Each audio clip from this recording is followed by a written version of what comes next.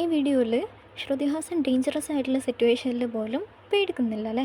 But actually അത് പേടിക്കാത്തതുകൊണ്ടല്ല, അത് ഉള്ളിലുള്ള പേടി എക്സ്പ്രസ് ചെയ്യാത്തതുകൊണ്ടാണ്. പോക്കർ ഫേസ് എന്ന് പറഞ്ഞാൽ a face that shows no emotions.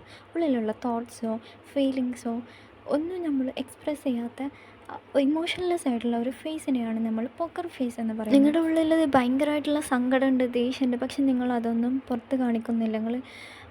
നിങ്ങളുടെ മൈൻഡിൽ തന്നെ അടക്കി പിടിച്ച് നിൽക്കുകയാണ്. So that's also a kind of poker face. ഒരു സോഷ്യൽ കോണ്ടാക്സ്റ്റിൽ നോക്കുകയാണെന്നുണ്ടെങ്കിൽ പോക്കർ ഫേസ് കീപ്പ് ചെയ്തിട്ട് നമ്മൾ മറ്റൊരാളോട് സംസാരിക്കുമ്പോൾ ആൾക്ക് സംസാരിക്കാൻ താല്പര്യം ഉണ്ടാവില്ല. കാരണം നമ്മൾ ഇമോഷൻസ് ഒന്നും എക്സ്പ്രസ് ചെയ്യുന്നില്ല.